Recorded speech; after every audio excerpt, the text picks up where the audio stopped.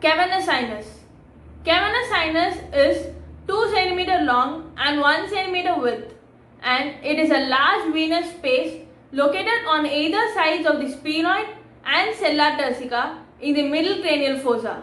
Extent of cavernous sinus, where anteriorly it is extended up to supraorbital fissure and posteriorly it is extended up to apex of petrous temporal bone, and the floor of the cavernous sinus and the medial wall is covered by endosteal layer of dura, and the roof of the cavernous sinus and the lateral wall is covered by meningeal layer of dura. Let us imagine the cavernous sinus as two boxes, and now let us see the relation of this cavernous sinus with the skull. Superiorly, the optic tract, optic chiasm, internal carotid artery, anterior perforated substances, and inferiorly foramen lacerum and the junction between the body and the greater wing of sphenoidal bone.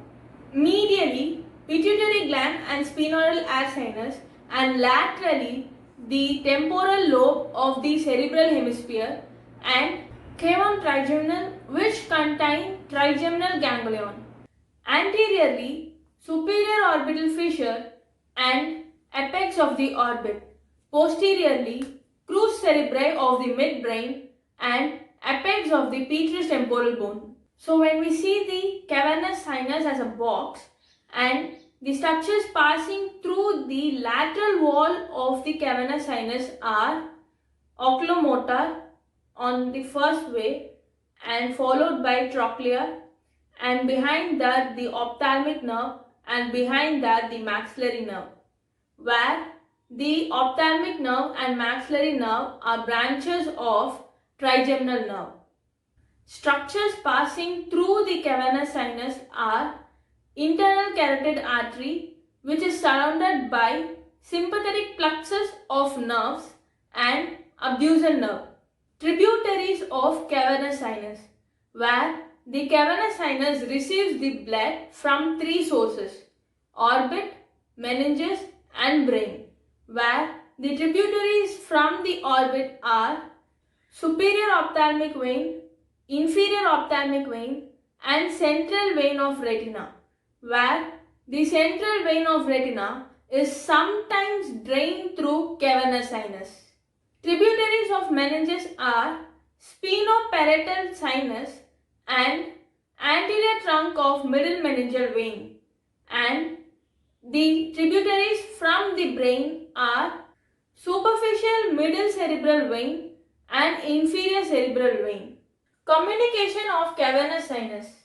The transverse sinus via superior petrosal vein and internal jugular vein via inferior petrosal vein, pterygoid venous plexus via emissary vein, which passes through foramen ovale, foramen lacerum, and emissary sphenoidal foramen. Facial vein via two routes. Number 1, superior ophthalmic vein, angular vein, and facial vein. Number 2, emissary vein, 2 pterygoid venous plexus, and deep facial vein and facial vein. Each cavernous sinus is communicated through anterior and posterior intercavernous sinuses. Superior sagittal sinus via superficial middle cerebral vein and superior anastomotic vein. Internal vertebral venous plexus via basilar venous plexus. Cavernous sinus thrombosis. The septic thrombosis of cavernous sinus may be due to its numerous communication. The commonest cause of thrombosis is due to the passage of septic emboli from the dangerous area of the face through the facial vein, deep facial vein, and to the pterygoid venous plexus, and through emissary vein it affects the cavernous sinus.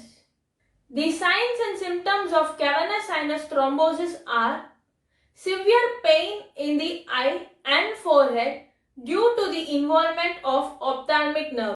Ophthalmoplegia that is the paralysis of the eye due to the involvement of third, fourth and sixth cranial nerve.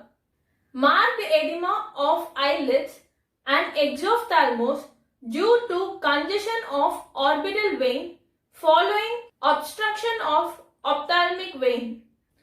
Thank you for watching and do like, share and subscribe for more videos.